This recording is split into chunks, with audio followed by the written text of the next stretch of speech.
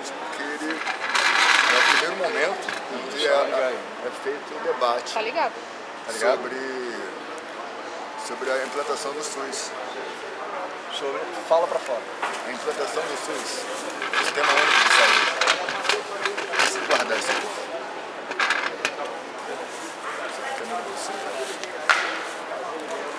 Bem, então, lá em 79 a gente tem uma eleição, muda a diretoria do Comocid. O João Batista, que era o presidente do Conselho Fiscal, que sai, não quer continuar, até criar uma chapa própria, depois ele se volta a favor da gente, de maneira entusiasmada, né? Ele curte todo momento de transformação que a gente coloca na maneira, na política de fazer as propostas de transformação na comunidade. E uma delas tem um arquivo, espero poder salvar em breve, uma fala dele na reunião da Comissão de Saúde que acontece no posto médico, Mas esse trabalho com a Comissão de Saúde, ele é incentivado pelo Sindicato dos Médicos. Nos anos 80, esse incentivo da formação da Comissão de Saúde se dá também com o desenvolvimento das associações de moradores, associações de bairro. Até então, o Conselho de Moradores da Cidade de Deus ele não tem um quadro de sócio contribuinte para criar uma política de boa vizinhança e fazer um trabalho de diálogo, de interlocução com o Estado para fazer as suas reivindicações, os seus pedidos, né, de iluminação pública, de saneamento básico, de segurança e tal. O Conselho fazia isso, mas não tinha essa estrutura. Diferente do que acontecia, por exemplo, com algumas associações do bairro de Jardim Botânico, de Botafogo, que eram de classe média alta, eles tinham outro tipo de problema, outro tipo de realidade. Mesmo assim, a gente faz um movimento, e esse movimento começa no Centro de Estudos da Zona Oeste, em Campo Grande, com a sob a liderança do César Campos e do João Rezende, e a gente participa de forma intensiva na formação da FAMERJ, nos primeiros momentos da fundação da Federação das Associações de Moradores do Estado do Rio de Janeiro. E a organização de comissão de saúde em cada associação era uma proposta que vinha do Sindicato dos Médicos, mas também era uma reivindicação, era um apelo de cada território. Ou seja, era uma demanda interna, independente do sindicato querer apoiar ou não, cada associação de moradores ou cada comunidade, cada território buscava criar mecanismos de se organizar para tratar dos problemas, das demandas de política pública a partir da saúde. E a gente tem a iniciativa de organizar, então, um encontro com representantes da Associação de Moradores de todo o estado do Rio de Janeiro. Não foi expressivo, embora tivesse faltado muita gente. Nesse encontro, a gente tem uma pauta... Quantas pessoas? Devo ter esse livro, está contigo aí. Mas aproximadamente, assim. Hoje tinham 150 pessoas. É algo em torno disso, talvez mais. Durante quantos dias? Que foi representativo. Tem que ver no livro. Aproximadamente. Foi um dia, assim. Foi dois, foi uma semana.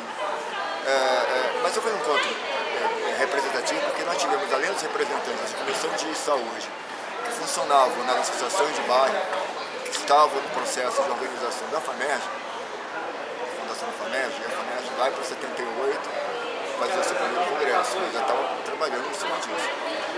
Esse primeiro encontro popular, ele vem também com a presença de grandes lideranças políticas, representantes de partidos políticos, inclusive do PT emergente.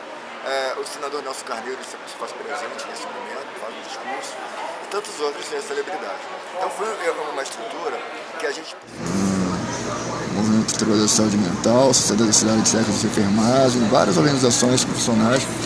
Você sabe quantos foram a Uni foi. A União Estudantil. Quantas foram Carlos Augusto representando a Arquidiocese do Rio de Janeiro. Niterói, Rocinha, Vidigal, Pilar.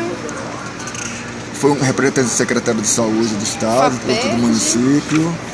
A gente teve José Eudes, que era um deputado do Partido dos Trabalhadores, José Eudes foi representando o PT. José Frejá foi representando o Partido Democrático Trabalhista, o PDT. O Luiz Carlos Prestes ele tinha um movimento chamado Movimento de Reconstrução do Partido Comunista. Tinha uma publicação específica sobre esse movimento. Ele preferiu ficar no PDT. O Luiz Carlos Prestes. Ele tinha uma publicação dele há algum tempo. Depois perdi. Nelson Carneiro, esteve lá, o senador Nelson Carneiro.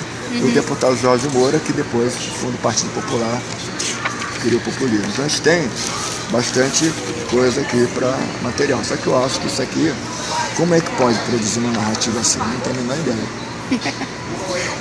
Vamos ver se eu tenho. Deixa isso com a galera dos roteiros. O talento deles eu sinto falta do organizar. diálogo, né? Nisso tudo não tinha diálogo. Como é que era? Tinha diálogo, tinha um debate forte. As né? pessoas, cada um com seu jeito de falar. Tinha, esse trabalho era bom. Eu, várias vezes, tive problemas com a pessoa lá de divergência. Eu queria perguntar se você sabe alguma coisa da história da ponte que liga um lado para o outro. Aquela ponte, que eu sei que não tinha ponte, né? Quando você chegou lá já tinha essa ponte, não tinha? Você sabe alguma coisa dela? A Rosalina pintou essa ponte. Ela faz parte. Atravessava. A ponte faz parte do projeto da construção da cidade. A ponte sempre existiu. O que não existia era a travessia. Havia uma. É como se houvesse duas cidades de Deus. Não, mas assim, essa questão da travessia de não poder passar para um lado para o outro não foi desde o começo, não. Foi só quando se dividiu, de repente desse lado tinha uma facção, do outro tinha outra, aí não deixava as pessoas se comunicarem. Na conversa, naquela primeira conversa que teve, que eu levei o Cícero, o Leandro, ele ilustra muito bem com uma vivência que ele teve na relação, né, com os grupos, né, rivais que haviam lá entre o Manuel e o Zé. Né? Então, a fala dele é que deve ilustrar melhor essa pergunta do que a minha. Porque eu não vivia. Eu estava estudando, estava fazendo curso de formação de ator na cidade, eu estava frequentando a Cinelândia, estava frequentando a sala de Cine Meirelles. Estava no teatro. Eu estava no teatro, estava no meio de intelectuais ali, querendo aprender alguma postura meio intelectual, né? Mito da besta. E ele tinha vergonha, porque ele já estava envolvido com o movimento e fazia parte lá do grupo, não sei que grupo é que era, mas mais ou menos assim daquele lá onde morava. E ele tinha medo, vergonha de que eu descobrisse, ele escondia as armas. Ele era responsável para guardar as armas. Ele sofreu um atentado, meu irmão sofreu um atentado, muito tempo depois, levou um tiro de 22, a tal loja lá até hoje na cervical. Tentaram cirurgia, mas acharam que era melhor evitar. Mas ele que tá poderia bem? ficar. Tá bem. Acabou essa vida de bandido, ele não quis mais, ele saiu logo no começo, mas ainda assim, quase 10 anos depois, um pouco mais que isso, ele já sofre um atentado. Caramba. O mesmo cara que cometeu o atentado, vinha de bicicleta por trás aqui na roupa, atirou, eu encontrei com ele frente a frente numa praça, ele dizia que era normal roubar. Normal. Não podia tirar a vida de ninguém, mas roubar era normal pra ele. O cara é meio louco, né? Não sei. Eu fiquei com pena do cara, poderia ter eliminado e naquele momento eu não fiz isso, porque eu não tinha espírito vingativo, não era essa minha preocupação. Agora, eu estava sendo. Tentaram me cooptar para entrar para o MR8. A ideia de fazer revolução armada, a ideia de que a mudança, isso nos anos 70, no final dos anos 70 e nos anos 80. Todo mundo, todos os grupos estavam dentro do MDB, só havia MDB e Arena. E toda a galera que era PCdoB, PCBR, PCB, o movimento MTB, Movimento dos Trabalhadores Socialistas, que tinha uma publicação chamada Tribuna das Bases, escutei dizer, não posso garantir que existisse, que tenha existido, mas a pessoa que falou com propriedade. Então esses grupos, movimentos, partidos, células organizados, estavam tudo dentro do MDB. Quando surge a abertura, que é uma oportunidade de legalização, é que começa a aparecer aí PT, PCdoB, PCB. Inclusive, eu escutei dizer, é uma história que deve ser comprovada, que o surgimento da divergência entre PCdoB e PCB exatamente não foi uma divergência, embora houvesse divergência, porque um era do João Lajanos, o outro era de um outro cara, e que dentro do PCdoB havia uma ala vermelha, a ala mais vermelha, que defendia a tese da luta armada, entendendo que a classe dominante nunca vai largar o osso pacificamente. E o pessoal do PCB entendia que poderia fazer ter uma coexistência pacífica, a fazer mudança através do voto, através da conscientização política, através do processo de conscientização nas bases e tal. E aí, o MR8 era literalmente a favor de uma luta armada, mas era muito estranho, né? Ao último momento, o cara queria fazer a luta armada com um revólver 38, ele já estava usando metralhadora. Não pode isso. Então havia muito mito, muita coisa que não dá para aceitar. Então havia essa postura, essa tentativa de cooptar a galerinha para fazer esse tipo de política de enfrentamento. Eu pulei fora, eu achei que não tinha que fazer isso, né? Até um dado momento eu gostei, né? Gostava porque eu andava de boina, né? E gostava do Che Guevara, eu andava de boina. Você andou de boina desde que época? Sei lá, desde quando eu comecei, quando eu tomei conhecimento que existia o Che Guevara. Che Guevara é uma lenda, né? Não tem como não gostar dele, dessa figuraça. É um médico que resolve fazer uma viagem na América Latina e cuidar das pessoas e resolve fazer maluquice, né? De querer melhorar a vida e sofre tentar. Mas eu não conheço a história do Che, nunca se preocupei com isso. Só era empolgante, né? Coisa de jovem, 17, 18 anos. Né? Qualquer coisa assim. Eu gostava do Zorro, gostava do Batman, gostava do Submarino, gostava de... Né? Acreditava nos heróis. Mas ao mesmo tempo eu aprendi na militância com essa galera mais intelectual que o trabalho tem que ser de equipe, que você tem que cuidar da segurança, você não pode aparecer muito para você não ficar avisado, não ser queimado. Então havia uma certa um jeito de raposa velha, né, de cuidar das coisas para não sofrer consequências. Uma coisa que me chamou a atenção uma vez é que eu tenho um amigo chamado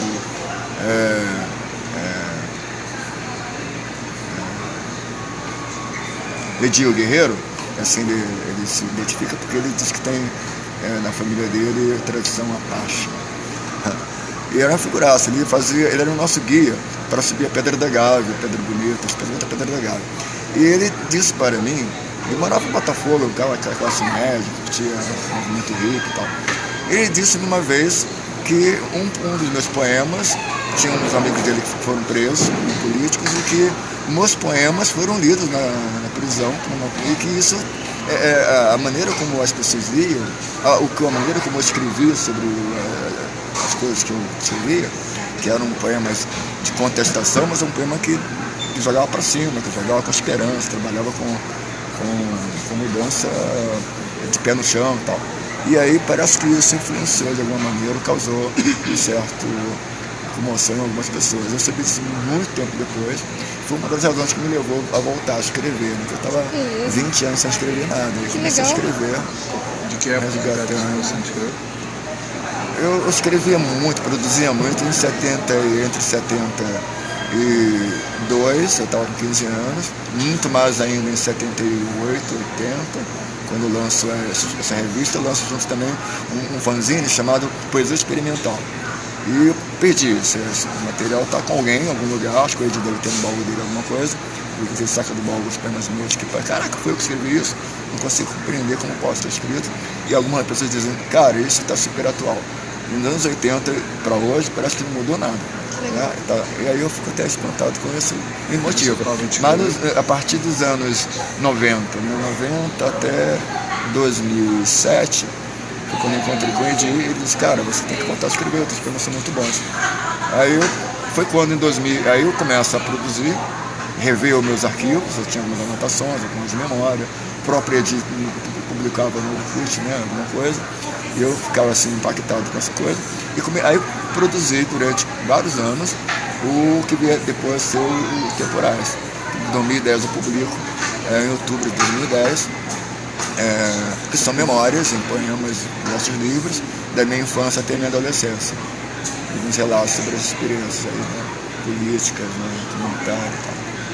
Inclusive tem uma publicação de um poema que era inédito, não apareceu no Temporais, que aparece na primeira publicação da FLUC em 2012, que é o Carreto, que é uma história em que a gente retrata que era uma realidade na época da Cidade de Deus, lá nos anos 80, 70 principalmente, que era o carreto era um carro de madeira com roda de rolimã que usava para fazer transporte de compras, tanto das pessoas que faziam as compras no mercado que havia ali agora onde é o restaurante popular, como também na cooperativa que eu via, depois no Mercado Leão, agora é um cortiço de clube de comércio, e lá dentro, próximo da CRJ, e na Feira Livre, que era inicialmente a primeira feira, era a mais importante do domingo, era na Rua Israel, e depois muda-se para aquela rua de Cavaleiro, que começa ali onde é o bar do Tom Zé.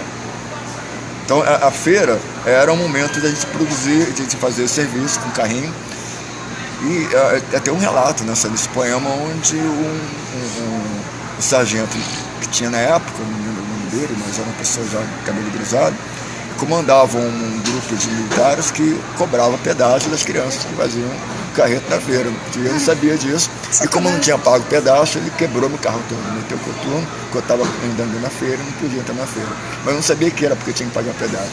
A alegação dele é que não podia entrar na feira porque causaria algum dano, vitimava alguma coisa transeunte e tal.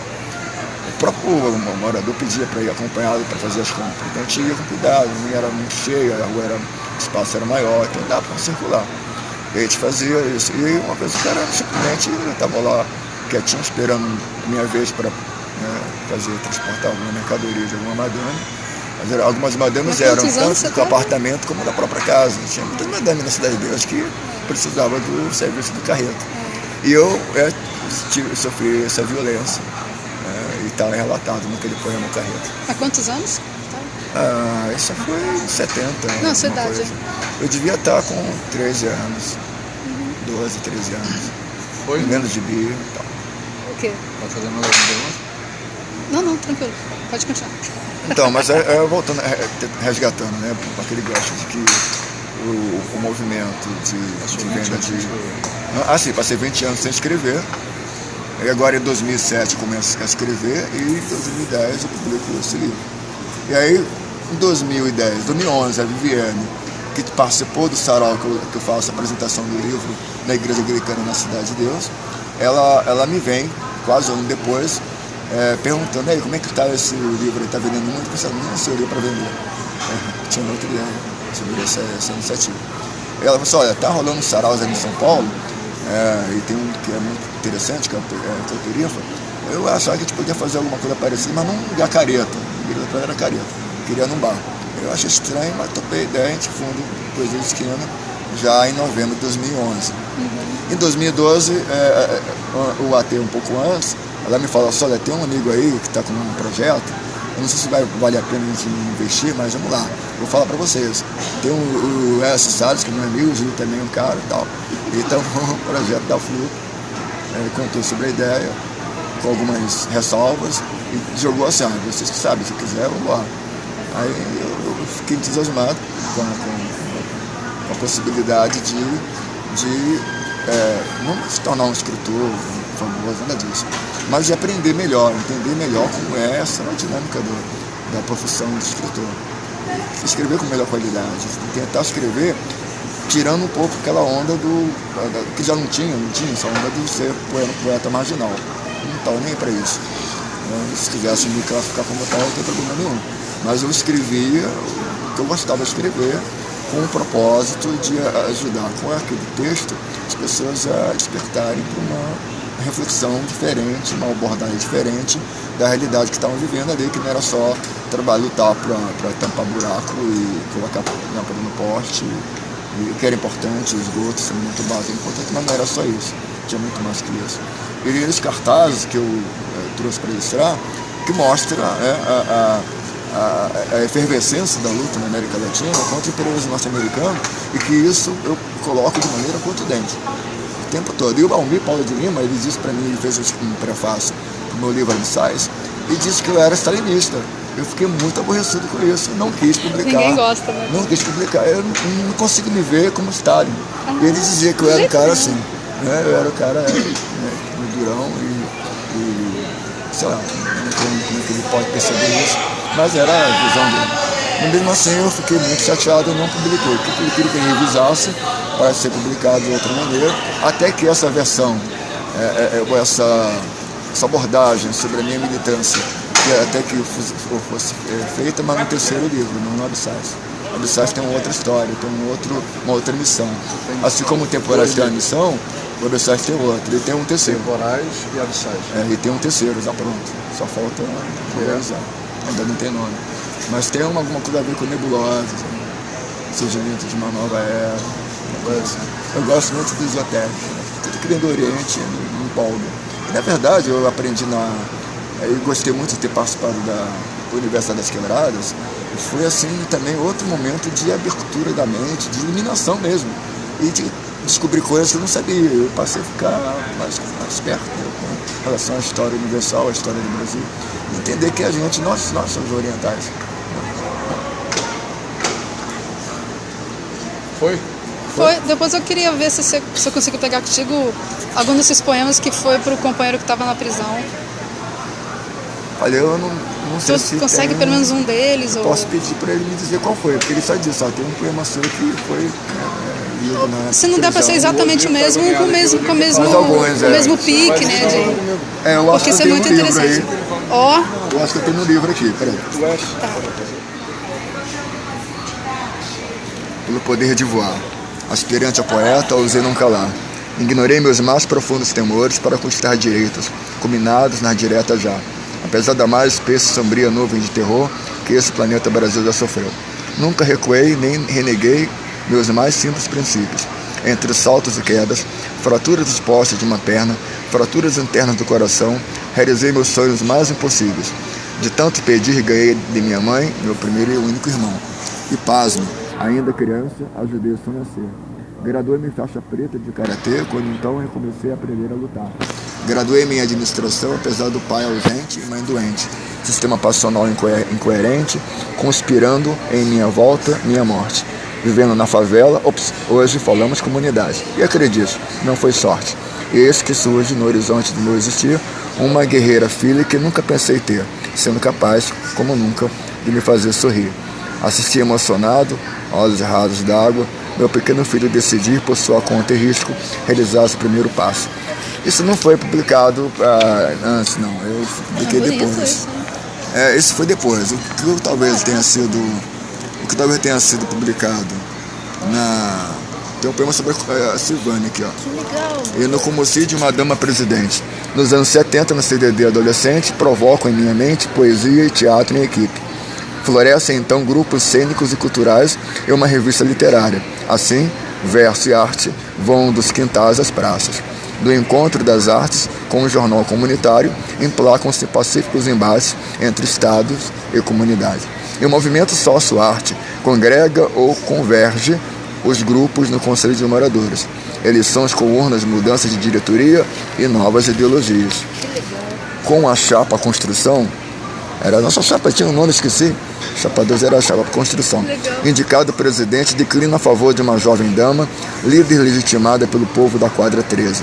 E a líder nos dá o exemplo, indo sorrindo das poucas letras para a faculdade e que sozinha muda e cria novas estrelas. Sua vida, sua família, sua cidade. Que bonito. É muito legal. É um livro que eu acho que ele não... Que barato. Tem coisas assim... a gente que gosta, né? Produzir haikai, né?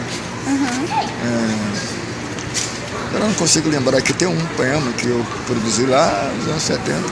Não lembro se eu cheguei a publicar. Mas talvez eu ache depois aqui. Porque eu trabalho com três momentos aqui. Tem um momento que eu escrevo.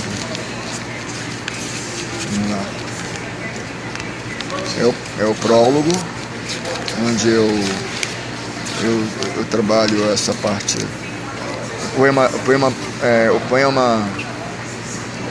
poema tema, né, que é o temporal, luz e poesia. Será que foi esse? Não lembro. Acumulei sem celebrar meio século de vida e poesia. Não foi esse. Sofri fome, humilhações, dores físicas e emocionais. No mar 2 vezes quase morri. Transportado no porão de navio, dito de cabotagem, ainda criança, parei no rio. Já pequeno me perco de uma irmã e não sei se ainda existe. Em 67 veio o temporal que de Jardim América e Vigário Geral me transborda para a Cidade de Deus. Várias vezes caí e me levantei. Dei aulas, lutei, estudei, dancei. Filhos criei, árvores plantei. Resolvi então contar em verso, amigo e amiga, porque sobrevivi. Aí vem o primeiro ato onde eu escrevo sobre meus primeiros brinquedos, falo sobre, acho que era esse aqui, Aspirante ao Poeta, ou Zé Calá, né? Eu falo sobre a época, não a produção da época, reconstrução. Não lembro, depois eu vejo com calma e aí reporto para você. Legal. Tá? Aí depois tem um segundo ato, acho. Eu quis escrever o livro como se fosse uma peça de teatro. Tem prólogo, tem o primeiro e segundo ato e tem um epílogo.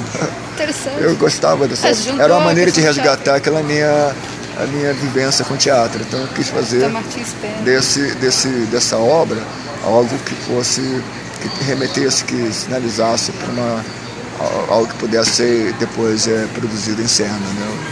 Trabalhado com performance, uma dramaturgia que pudesse trabalhar em cena.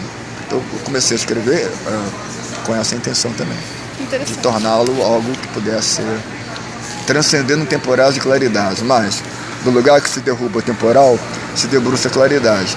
E a curiosidade do artista que vos fala segue além das tempestades.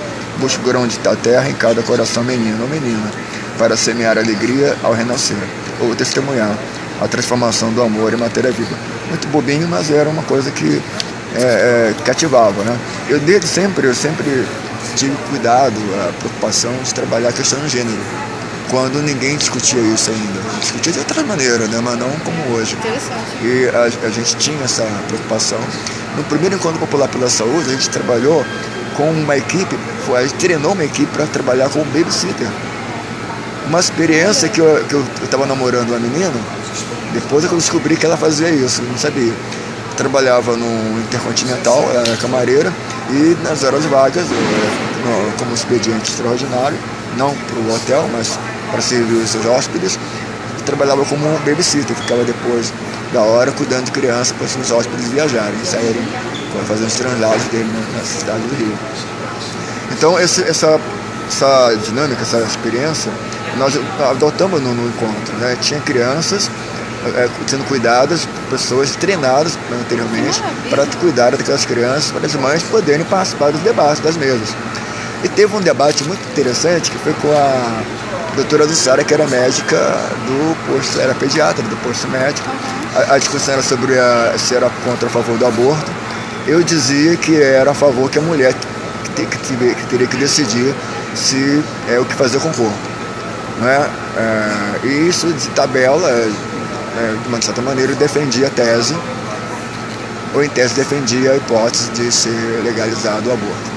E ela dizia que era contra a legalização porque o Estado não ia conseguir segurar essa onda, atender a demanda que iria, e aí ia se privatizar, com certeza, e seria uma mão na roda para as grandes clínicas que já existiam na época, que faziam aborto clandestino, cobravam caro, né? E tinha muitos açougues, né? Açougueiros que faziam sem nenhuma qualificação, mas tinha clínicas especializadas, classe alta, que fazia. Em Ipanema tinha uma clínica que fazia aborto e as pessoas sabiam, né? Quando uma vez aconteceu de vazar isso para a imprensa, aí que a polícia foi lá e fechou. Mas todo mundo sabia, né? E a classe média alta usava e protegia o médico. O médico era um cara renomado, então, que era dono da clínica. Então a gente tinha essa consciência, né, do debate. Foi um debate acirrado e depois ficamos bons amigos. Tem fotos, inclusive, dela comigo no meu aniversário. Muito maneiro. Bacana isso. Doutora Luciara, pessoa extraordinária, muito determinada. Não, acho que as melhores amizades também são assim. Quando você consegue conciliar, assim, você não quer se impor ao outro não quer se impor a você. E os dois entendem, assim, o ponto de vista um pouco do outro, né? Isso. Eu acho que as grandes amizades estão na alteridade. O cara que concorda com tudo que você fala também não vai ter uma troca. Não vai ter... Isso. Vai ser legalzinho. Uma experiência muito boa. Resultado desse Encontro Popular pela Saúde. E eu tenho, lamentavelmente, alguns documentos que estão se perdendo. Precisamos de criar um projeto para produzir de maneira... Primeiro é importante primeiro fazer um trabalho de higienização, tá? Com fungos, né? Então tem que limpar, tem umas empresas especializadas para esse assunto, fazer um trabalho nesse sentido e aí começar um trabalho mais organizado, que requer financiamento. Claro que eu vou poder com certeza contar com a sua Com contribuição. certeza. E eu estava achando interessante, a Valéria, ela é especialista em formatar projeto. É isso aí. Dá pra gente formatar uma coisa toda bonitinha formatada. Quanto mais bem formatado, aumenta a chance, né, de entrar, porque as pessoas entendem bem o que está sendo E além disso, apresentado. me vem à mente assim, a todo momento que precisamos criar uma curadoria para esse material, que não está só comigo, tem mais material como esse, melhor até talvez, com algumas outras pessoas. Tem um filme sobre o 1º de maio que está com o Dr. Adalto, que era um militante na época também. Hoje ele é advogado, está morando em outro lugar, mas ele frequenta a Cidade de Deus, ele é o atual coordenador local da Agência de Desenvolvimento Local da Cidade de Deus. Então ele tem algum material. Isso outras pessoas devem ter. Só que você fica com medo, né, preservando aquele material. A ideia é criar um procedimento para a gente criar um projeto mesmo de suporte, né, além de preservação, também para fazer uma exposição. Seria uma espécie de memorial.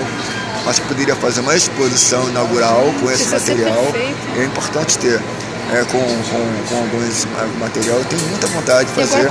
Eu comecei a estudar museologia contemporânea por conta desse material. Eu estou muito motivado para trabalhar isso, né?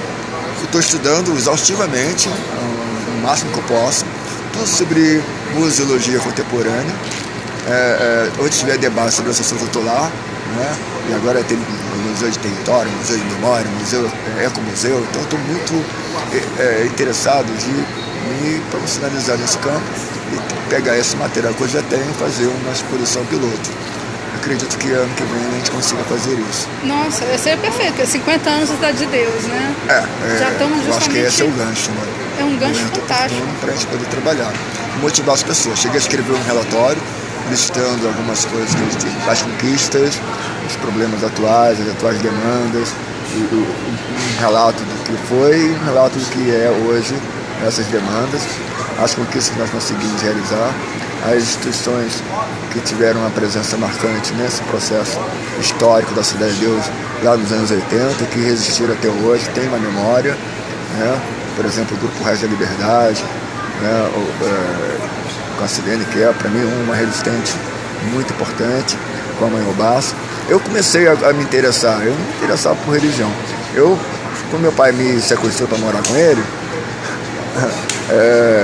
fui dormir num quarto onde esse quarto era o único que era o terreiro de Umbanda da minha madrasta.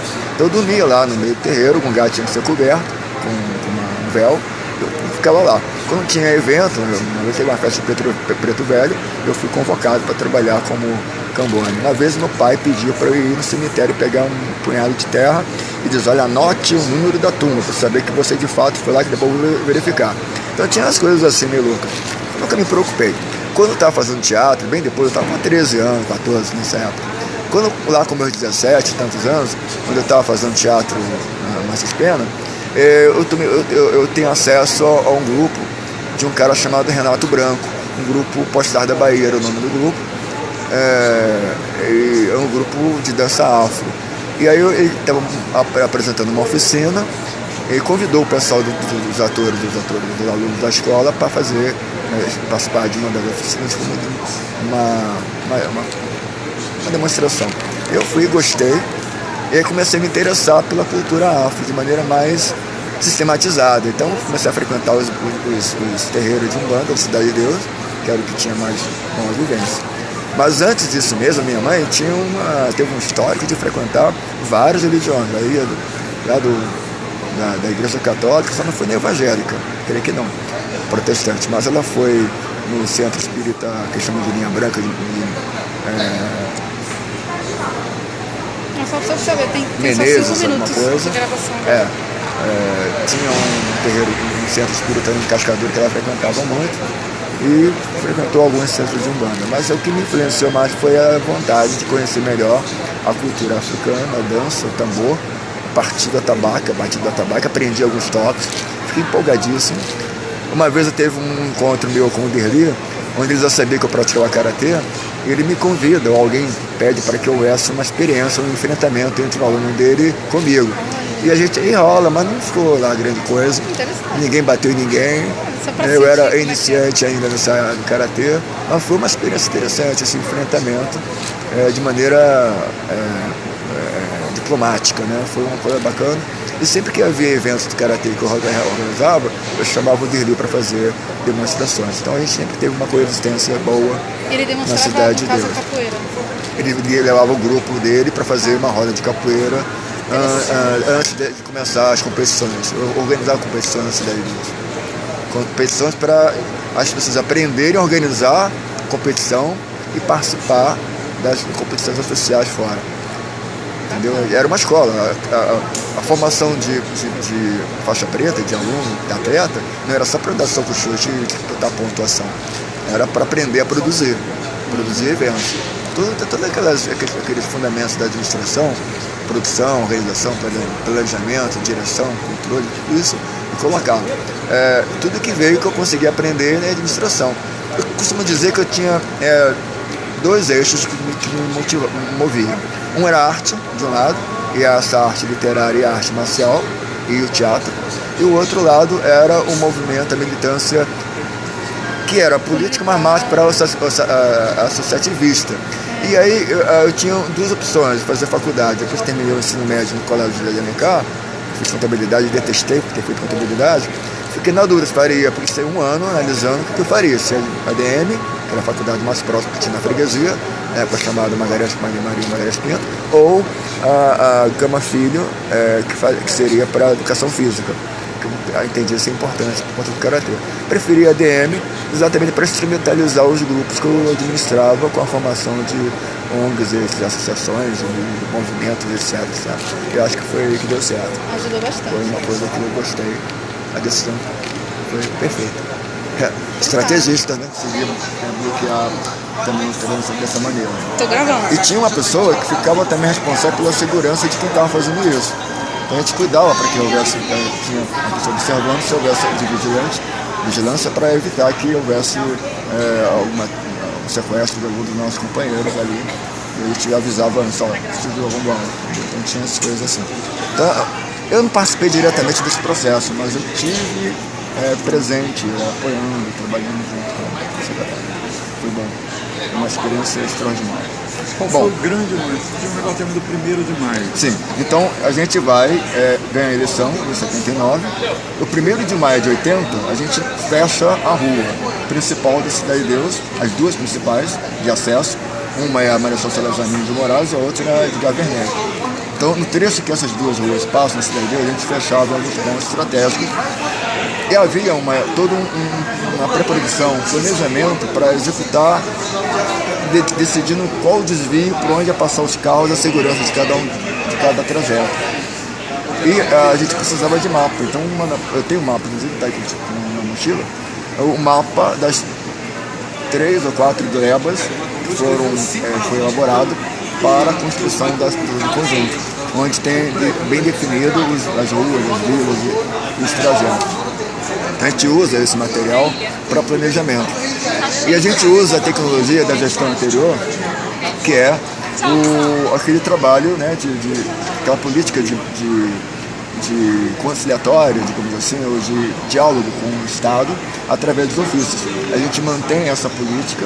A gente continua mandando ofício pedindo autorização para pudesse montar o batalhão, pedindo autorização, explicando como é que seria o procedimento, essa grande festa, para a região administrativa que ficava sediada na Praça Seca.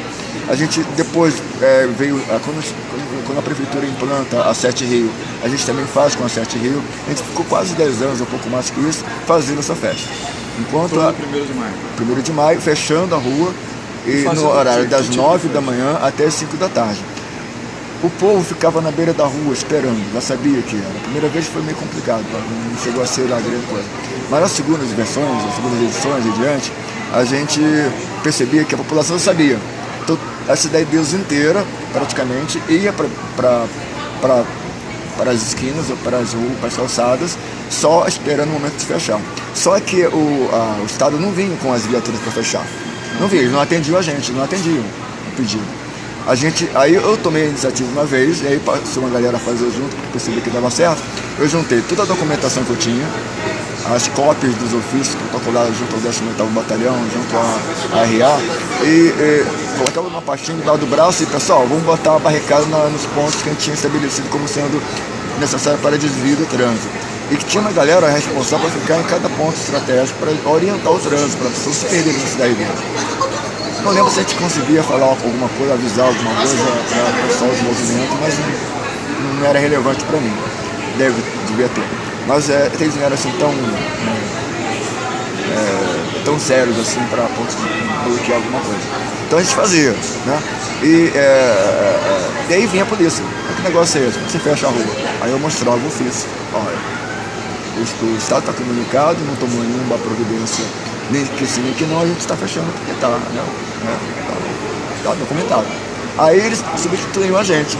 A gente saía, ia para produzir os eventos, né? Dentro do espaço delimitado. Década de 80, governo Brizola. Dezembro, começamos no 1º de maio de 1980 e foi embora. Em todos os anos 80 foi assim. Toda a década de 80, praticamente. O último evento foi produzido pelo grupo Acorda Crioulo, não mais pelo Comocid. Comocid produzia. Mas o Comocid sofre até. Comocid é o Conselho de Moradores da Cidade deles, lembra? Tem o João Batista, João de Pinca, a diretoria mais tradicional, né? Aqueles veteranos. A gente toma posse e começa essa nova maneira de fazer política na cidade deles, produzindo cultura de maneira em escala. E aí a gente tinha lá, todos os grupos que tinham de cultura, por exemplo, Berli tinha várias rodas de capoeira. Ele colocava a roda de capoeira e vinha grupo de fora para fazer participar das rodas. Tinha campeonato de torneio de queimado, né? E é uma graça, uma festa, as meninas adoravam, né? E tinha comícios, né? Tinha palestras, tinha concurso de desenho, não, oficina de desenho de giz no asfalto, né, para as crianças se divertiam muito. Aquilo era mágico para as crianças, para os adolescentes, né? Tomar conta da rua, ocupar. Eu acho que era o secretário-geral, o primeiro secretário, né? Essa primeira diretoria. Nunca foi o presidente. Quando nós fizemos, eu trabalhei com o Grupo Cultural Projeto e Revista Nós de um lado e o Grupo Jornal Amanhã do outro. Eu consegui articular com esses dois grupos a formação de uma chapa. E houve uma indicação de que eu fosse presidente. Eu disse não, quem vai ser presidente vai ter que ser uma mulher. Tá vendo aquela onda do feminismo? Eu disse, essa é a nossa deixa. E a Silvânia era uma mulher, uma liderança na área da 13, que ela é muito desbocada. É uma pessoa popular demais, e não era novinha, e ela era muito popular na cidade deles, naquele pedaço ali. Aí eu falei, tem que ser a Silvânia. A Silvânia era analfabeta funcional, mal escrevia o nome dela. E com esse trabalho dela assumir a presidência do Comocid, ela aceitou, ela vai estudar, faz faculdade, presta concurso público e vai trabalhar para a prefeitura como fiscal. Uma coisa assim, uma mudança radical e sai da cidade deles. Ela continua sendo espontânea, autêntica, uma pessoa maravilhosa. Mas a equipe estava com muito medo, por duas razões. Uma por conta de assumir responsabilidade, que era gente nova. A Cristina tinha 17 anos, a Aguinaldo tinha 18. Ninguém entendia nada de gestão, né? Como é que faz uma contabilidade? Como é que faz uma ata? Eu disse, gente, calma, eu ensino. Porque eu estava trazendo toda uma tecnologia desse tipo de fazer, de maneira organizada e formal, lá da União das Empresas Brasileiras. Lembra que eu falei da UEB? Então, lá onde eu tinha acesso a pessoas que tinham PhD em arquivo, tinha gente que tinha PhD em contabilidade legal, gente que tinha todo tipo de graduação com experiência acadêmica de alto nível, e eles gostavam de mim. As pessoas gostavam de mim, e eu tinha acesso ao maquinário. Tem uma coisa interessante que você contou de quando tinha que fechar a festa 1º de maio. Bom, a festa era extraordinária, mas só que quando dava 5 horas da tarde, a horário que a gente estabeleceu como encerramento, a gente encerrava antes, porque dava 5 horas da tarde e vinha um camburão empurrando tudo que tinha pela frente. Quem estivesse na frente brincando ia ser atropelado, então você tinha que sair. Mas a gente já sabia disso, a gente organizava, evacuava antes, e aí não tinha nenhum tipo de conflito com a polícia nesse sentido, né? Era temeroso, né? Se acontecesse alguma coisa, a gente certamente seria responsabilizado. Mas nunca aconteceu nada na minha gestão e nas outras seguintes. Eu me afastei e outros grupos continuaram. Como? Por que acabou? Sério, eu tenho muita... A gente especula que porque muita gente que estava nos anos 80 militando teve que cuidar da família, né? Se tornou pai, avô, foi fazer faculdade, foi trabalhar, sim, com certeza. Eu tinha 17 para 22 anos, né? Era igual a Viviane hoje. Eu olho para a Viviane e penso, cara, que igualzinho a mim. A Viviane de Salles tem um perfil muito parecido com o que eu tinha na época. Eu bati de frente com qualquer um, não tinha medo de nada. O pessoal falava, ditadura militar, pode ser preso como subversivo. Não tinha a menor preocupação com isso. Queria fazer o trabalho. Não tinha medo de nada. Entendeu? Eu não tinha consciência, né? Havia um cuidado, né? Um cuidado com os outros. Tinha que ter um cuidado com a segurança. Isso era uma postura mais profissional, estratégica, do que medo de alguma coisa. Isso é uma crise da democracia carioca. Você fala de uma vida política muito pujante nas periferias cariocas. A década de 80 é uma década que gera o PT, é uma década em que a gente tem a Benedito, a gente tem uma vida na favela política muito intensa. E isso, da mesma forma como brota simultaneamente em todas as favelas, ela murcha simultaneamente em todas as favelas. E a minha pergunta é até que ponto a guerra do tráfico ocupa esse espaço. E, por exemplo, você não falou de associação de moradores. Eu não sei até que ponto... A associação foi uma dissidência, porque nós tínhamos um grupo no CID que tinha lá o Lorival, havia o Lorival Batista, tinha o Valdomiro, que era um amigo dele há muitos anos. Havia uma galera assim, de gente já veterano, né? O Lorival, o Valdomiro e o Serafim, o João Batista, o João de Pinho, o Paulo da Farmácia, era uma galera veterana. Mas havia dentro desse grupo pessoas que tinham traços de, digamos assim, veterano, de direita. Como o João era? Como o João era. Uns mais novos. Que veio ali da luta contra a ditadura? Não tinha, não sei. O João dizia que era, mas o Benedito também dizia. O Benedito moleque já era. Passava os 60, chegou a 70 anos. Então, o Benedito Malaquias disse para mim, uma vez que ele chegou a ser segurança particular do Luiz Carlos Prestes. Não poderia fazer, dar tiro de larga distância, porque ele era estrábico, ele usava óculos para corrigir o estrabismo. Mas aqui na roupa ele conseguia proteger bem. Então ele tinha me deu essa declaração, né, de maneira muito confidencial, né. Faleceu, ele era modelador de calçados, hoje chama estilista, né, trabalhava na Rua Bela, numa fábrica de calçados. Saía todo dia de manhã, 5 horas da madrugada, estava partindo para trabalhar, chegava às 6 horas da tarde, morava sozinho e ele cedia a casa dele como espaço para ele produzir a revista. As bonecas, a revista, a produção, provavelmente dita do material, a montagem, né, que eu produzia na UEB, né, as cópias, mas a montagem, a grampeagem, né, tudo era feito na casa dele, e até mesmo a boneca antes, a montagem da boneca, antes mesmo a reunião de pauta, tudo era na casa dele. Inclusive onde eu moro hoje, né? E aí, quando a gente faz essa assembleia, essa eleição que muda a cara do Comocídio, um grupo que era meio de direitista, ou tinha traços de direita, como o Lorival, o Nelson, o Sardinha e outras figuras, ocupam a Associação de Moradores, ocupam o prédio que era um clube e fundam a Associação de Moradores. A Associação de Moradores foi uma dissidência do grupo do Comocídio por conta da gente ter feito esse trabalho de mudança. O João Batista, ele ficou resistente porque o João Batista queria... Não. O João Batista, ele ficou com a gente. Ficou com a gente de maneira muito singular, muito emocionada, né? Ele foi um dos nossos maiores parceiros o tempo todo. Ele não queria ser parte da diretoria, mas ele foi uma pessoa muito atuante. Eu tenho gravação de reunião da Comissão de Saúde com ele falando. Então, assim, de maneira contundente, ativa, uma pessoa extraordinária. Ele fez uma revisão da sua postura. Ele queria que ficasse na diretoria o João de Pinho, que era o presidente, continuasse. O Serafim fosse vice-presidente. O Serafim era o presidente do Conselho Comunitário do Margarida, que tinha uma estrutura mais de condomínio, né? E é um cara ligado à Igreja Católica, muito de confiança do Padre Júlio, muito sistemático. Hoje é um advogado, uma postura parece um juiz. Então o Serafim era indicado pelo João Batista. Queria também que o Benedito continuasse como tesoureiro. Olha, o Benedito não quis. E aí esse grupo funda a associação. Nós, depois de algum tempo, eu tenho um documento que pode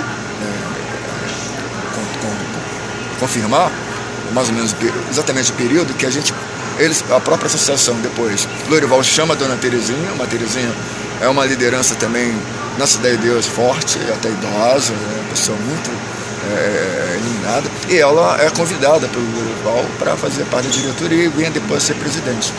Tinha um José Gil, que era assessor de um deputado, de vereador na Câmara, era funcionário da Câmara de Vereadores e fazia assessoria de um vereador, que também fazia o trabalho de secretário-geral na associação. Então a Associação de Moradores tinha um papel diferente do Comocid. O Comocid continua trabalhando com projetos de querer, por exemplo, que a população das Triagens tivesse uma moradia digna, que o Estado concluísse a sua pretensão anunciada várias vezes, né, em campanhas, de que iria melhorar a qualidade, mudando aquela estrutura, oferecendo uma condição de vida mais digna para a população das Triadas. E aí fizeram um projeto com muito custo, um projeto de arquitetônico pequenininho, meio piloto, onde nós chamamos hoje de Vila Miséria, ali na esquina entre a Rua Moisés e Edgar Werneck, que tem um conjunto de casas muito diferente, um duplex pequenininho. E nesse lugar a gente foi contemplado de uma das casas ser a sede do Comocid. Ela foi incendiada. Esse documento se perdeu ali. Eu acredito que o incêndio foi criminoso, foi um atentado. A gente não sabe por quem, nem especula, né? E logo em seguida uma família que que era uma família muito grande, ocupa, invade espaço, depois de incendiado ainda ocupa espaço lá. Eles ficam morando até hoje estou lá. Então é uma história incrível, né? Fala um pouco dessas greves aí, que era um período... A gente fazia... Aí, nada disso tinha porrada da polícia, cara? Tinha, né? Havia... A polícia não era uma coisa que você temia? Eu particularmente não. Uma vez a gente estava colocando... Uma coisa é não ter medo da polícia, outra coisa é levar porrada da polícia. Eu nunca fui de enfrentamento físico. Eu sempre fui de ficar na retaguarda, cuidando da segurança, né? E trabalhava com a parte mais de documentar, de formar, de orientar. Era mais estratégico. Eu ficava junto, no meio. Não ficava nem na frente, nem atrás. Ficava no meio. Aprendi que é melhor você ficar no meio da galera. É uma estratégia, no perfil de trabalho, de atuação. A polícia era uma presença por exemplo, nesses piquetes na frente da Redentor? Tinha. Tem aqui uma foto, inclusive, que mostra eles tirando os garotos, sentavam na frente da garagem, na porta de saída dos veículos, deitavam lá, literalmente, para não deixar os carros saírem, os ônibus saírem. Aí a polícia ia lá e tirava a força. Não chegou a bater, mas tirava. Teve um caso em que um dos nossos companheiros, até hoje ele manca, porque ele sofreu uma fratura, porque ele foi flagrado jogando miguelito, ou colocando jacaré na estrada. Um dos seguranças lá da Redentor. É exatamente o quê? É uma tábua de madeira, uma tábua com um prego para furar o pneu. E aí ele estava colocando, aí viu o segurança que se atirou para cima dele, atirou para o alto, teve que correr, caiu no barranco, quebrou a perna. A gente deu assistência, mas até hoje deve ter sequela por causa disso. O único caso que eu lembro, que me relataram depois, de uma situação onde a pessoa sofre, uma situação grave, física. Né? Os enfrentamentos que aconteciam, prisões, eram todos na Cinelândia, nas periferias, na Cidade de Deus não havia esse combate direto. Por que acabou? A guerra do tráfico ocupa esse espaço? Eu não sei. Esvazia? Eu não sei. Você sabe quem é Delei do Acari? Não sei, a pessoa que eu já tive a oportunidade de conhecer pessoalmente, foi no sarau lá na Fazenda Botafogo, Cachaçaral. E nós nos conhecemos. Ele tem uma tese de que o tráfico de drogas, ele ocupa a favela, e quando ele ocupa a favela, ele esvazia politicamente a favela. Existe uma favela muito articulada. Em primeiro lugar, o tráfico, ele, além de, né, mudar, né, assim, tipo, a polícia passa a ir lá para os enfrentamentos ao tráfico, ele coopta as associações de moradores. As associações de moradores passam a... Isso começa a partir dos anos 90, porque até antes dos anos 90 não havia essa cooptação do tráfico junto à associação de moradores. Tinha uma outra relação, uma relação de respeito que havia.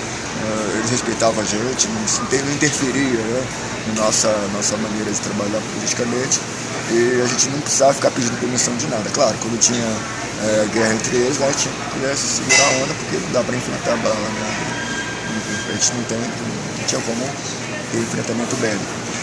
O que acontece às vezes, eu tenho um comentário assim pontual, sublinhando o seguinte: na cidade grande, além do 1º de maio, a gente também fazia desfiles cívicos, com a mesma postura, né? A gente pedia a Semana da Pátria, a gente colocava as escolas para desfilar, a gente organizava desfiles de escolas particulares, tinha o Colégio Baker, que era uma de Gaverneck, um coreano. Ele era uma pessoa extraordinária, iluminada, ele produziu, patrocinou uma banda de música que tinha até lira.